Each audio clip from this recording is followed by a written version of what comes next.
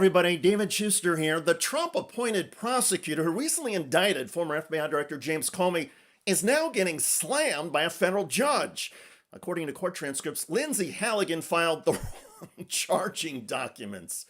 More on that in a moment. First, a little background on Halligan. She is a 36-year-old former Colorado beauty queen who sometimes talks like a stereotypical beauty queen. Here she is from a few weeks ago discussing the Smithsonian. I think it should reflect the values of the American people instead of pushing ideology that Americans overwhelmingly do not support. And I think, I guess... World peace, world peace, world peace. Anyway, Halligan was named U.S. Attorney for the Eastern District of Virginia when the previous one, appointed by Donald Trump, resigned rather than push a prosecution against Comey that he thought had no merit. Apparently, no junior-level prosecutors were willing to go to the grand jury either, so Halligan did it herself. Lindsey Halligan, the newly installed U.S. attorney who was an associate secretary at the White House and is Donald Trump's former defense attorney and has never prosecuted a case. She brought this case to the grand jury by herself, we are told. She presented for a couple of hours without any help from other prosecutors in the office. At least they weren't presenting the evidence to that grand jury. The fact that she couldn't find a single assistant U.S. attorney in an office of well over 100 of them is very telling to me. It's also telling that she is the lone person to have signed that indictment. She could not find any career professional to do that. And when she signed it and filed the indictment with the federal court, Halligan submitted documents that contradicted each other. One document said the grand jury returned indictments on 2 counts and refused on a third. The other document said the grand jury refused to indict on all 3 counts. The magistrate judge, I'm a little confused as to why I was handed 2 things with the same case number that are inconsistent, Ms. Halligan. So I only reviewed one with the 2 counts that our office redrafted when we found out about the two counts that were true billed, and I signed that one. I did not see the other one. I don't know where that came from. The court judge, you didn't see it? Halligan, I did not see that one.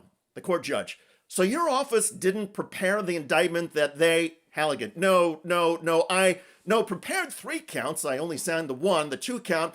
I don't know which one with 3 counts you have in your hands. The court judge, it has your signature on it. Halligan, okay, well, correctly submitting grand jury documents is basic prosecution stuff, but Halligan got that wrong on top of going against the advice of career line prosecutors in seeking the indictment to begin with. The reason the career prosecutors would not go along with this is because they reportedly did not see evidence to back up the allegations against Comey. Halligan, at the urging of Donald Trump, charged Comey with lying in a Senate hearing 5 years ago. And this was a hearing about the Trump-Russia investigation, but the testimony at issue was not about the Trump-Russia investigation. It was about whether James Comey had authorized his deputy, Andrew McCabe, at the time, to leak a story to the Wall Street Journal back in 2018 about investigations into the Clinton Foundation. Comey testified to the Senate that he did not authorize his FBI deputy, Andrew McCabe, to leak information to the press. Prosecutors in the first Trump Justice Department, along with an FBI Inspector General, concluded that McCabe leaked and told Comey about it afterwards. If you look closely at what McCabe said was that he directed a leak to the Wall Street Journal and told Comey about it after the fact. So it's true that Comey never authorized it in the sense of okaying it before it happened. So I don't see how they can make that case. But in this 2025 case now against Comey, Halligan claims Comey authorized the leak in advance, even though that contradicts the record and all the evidence. Again, here is Fox News legal analyst Andrew McCarthy.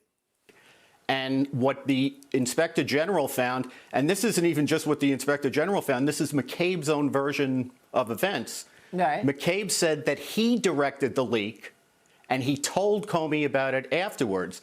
Now, they have a dispute about what exactly McCabe told Comey afterwards and whether Comey was approving or disapproving of it. But the charge is that Comey authorized the leak, and he didn't authorize the leak.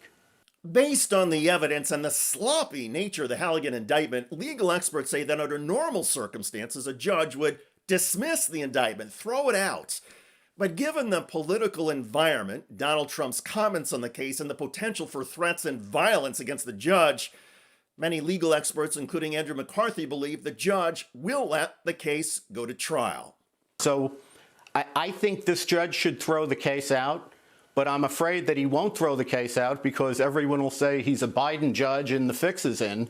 So it's probably, I mean, even though I wouldn't want to go through it myself, it's probably better if there's a trial and the jury acquits him, but this case should be thrown out. The case should be thrown out.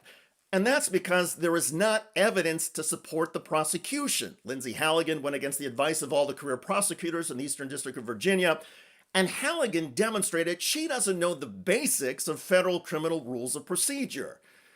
Count me among those who actually hope the judge keeps this going to trial and lets a jury humiliate Halligan and humiliate the Trump Justice Department. When former FBI Director James Comey and his defense attorney, former special counsel Pat Fitzgerald, get Comey's day in court, it is going to be a sight to see. The shredding and annihilation of Lindsey Halligan and the Trump Justice Department will be beyond epic. I know, it's unfair for James Comey to have to go through this banana republic prosecution, but in the end, Comey will be vindicated, Halligan will be torched, and a jury of 12 citizens will deliver an unprecedented rebuke to the Trump Justice Department.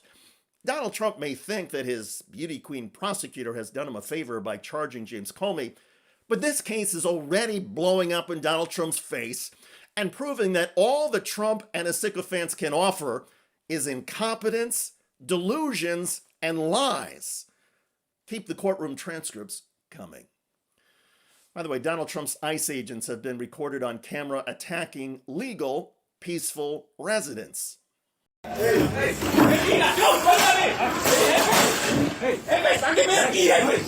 In Iowa City, Iowa, those are federal agents chasing Jorge Gonzalez. He works with proper paperwork at this bread garden market and restaurant. I'm a combat vet. I'm a combat vet. Inside, an infuriated U.S. military veteran records the violent arrest. Are you a cop? Hey, are you ICE or a cop? Hey, are you ICE or a cop? Hey, are you living? Call me, yeah, please, call 911. Hey, are you ICE or a cop? The agents refuse to respond. Hey, are you ICE or a cop? You could be anything. Hey, are you living? Are you ICE or a cop? Hey, are you living? Check out that video at the link below. It generated a lot of comments on YouTube. One of the most popular from TYL wrote, "Is this the most horrible country in the world?" I hear you. I look forward to reading your comments about Trump U.S. Attorney Lindsey Halligan getting slammed for the sloppy and fact-free indictment of James Comey. I'm David Schuster. Thanks for joining us.